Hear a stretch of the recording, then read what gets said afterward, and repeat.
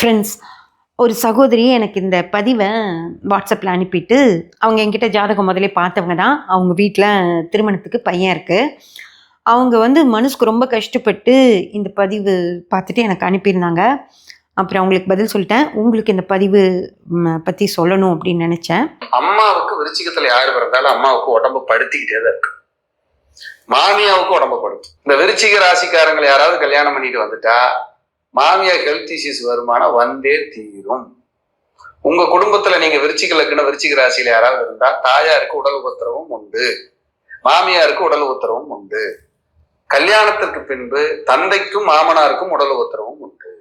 Friends, இந்த பதிவு எப்படி இருக்கு அப்படின்னா, உங்களுக்கு தெரியும் இல்லையா, மூல நட்சத்திரம் மாமனாருக்காகாது, ஆயில்ய நட்சத்திரம் மாமியாருக்காகாது அப்படின்னு யாரோ ஒருத்தர் ஏதோ ஒரு வாய் இதில் சொல்லிட்டு போனது இன்னைக்கு வரைக்கும் அது நிலைச்சு போய் மூல நட்சத்திரம் பொண்ணு ஜாதகம் பொருத்தத்துக்கு வந்தாலே மூல நட்சத்திரம் பண்ணலாமான்னு கேட்காம இருக்கவே மாட்டாங்க. பொருத்தமா இருக்குன்னு சொன்னா கூட, ஆமா மூல நட்சத்திரமா, நட்சத்திரத்தை பார்த்தீங்களான்னு கேட்பாங்க. ஆமாமா நட்சத்திரத்தை பார்த்துட்டேன், ஒரு பிரச்சனையும் இல்லை, பொண்ணு ஜாதகம் சிறப்பா இருக்கு அப்படின்னு சொன்னா மாமனார் ஸ்தானத்துக்கு எதாவது பிரச்சனை வருமான்னு அடுத்த கேள்வி கேட்பாங்க. அதே போலதான் ஆயில்ய நட்சத்திரம் மாமியார் ஸ்தானத்துக்கு பிரச்சனை வருமாமா, ஆயில்ய நட்சத்திரம் பண்ணலாமாமா அப்படின்னு கேட்பாங்க. அந்த மாதிரி அவங்களே வாங்கிடுவாங்க, பொருத்தத்துக்கும் அனுப்பிடுவாங்க, அதுக்கப்புறம் இப்படி கேட்பாங்க. இது யாரோ ஒருத்தர் ஏதோ ஒன்று வாய்க்கு வந்தது சொல்லி அது நிலைச்சு போச்சு.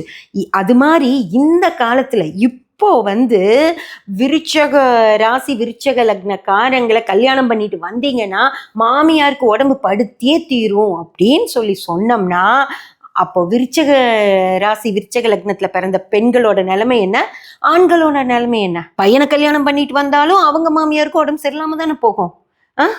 விருச்சக லக்னம் ஒரு 12 லக்னங்கள்ல 12 ராசிகள்ல 1, 50 லட்சம் பேர் இருப்பாங்க விருச்சகத்துல மட்டும். அப்போ அந்த 50 லட்சம் பேருக்கு திருமணத்துக்கு என்ன கதி? இப்படி வாய்க்கு வந்ததை சொல்லிட்டோம்னா வயசானா எல்லாத்துக்கும் உடம்புக்கு பிரச்சனை வரதா செய்யும். விருச்சக லக்னம் பையனையோ விருச்சக லக்னம் பொண்ணையோ கல்யாணம் பண்ணிட்டு போறவங்களுக்கு மட்டும்தான் வருமா? ஏங்க இந்த மாதிரி எல்லாம் மக்களை பயமுறுத்திட்டு இருந்தா, இப்போ திருமணத்துக்கு ஆயில்யம் மூலம் கேட்ட விசாகம் வேண்டான்னு சொன்னவங்க இனி விருச்சக ராசி லக்னத்தையும் வேண்டான்வாங்க. நான் விருச்சக ராசி தான், எங்க மாமனாரும் 80 வயசுல தான் இருந்தாரு, எங்க மாமியாருக்கு 80க்கு மேல ஆச்சு, இன்னும் நல்லா இருக்காங்க, நான் விருச்சகம்தான், போதுமா போதுமா, இதுக்கு மேல என்ன வேணும்?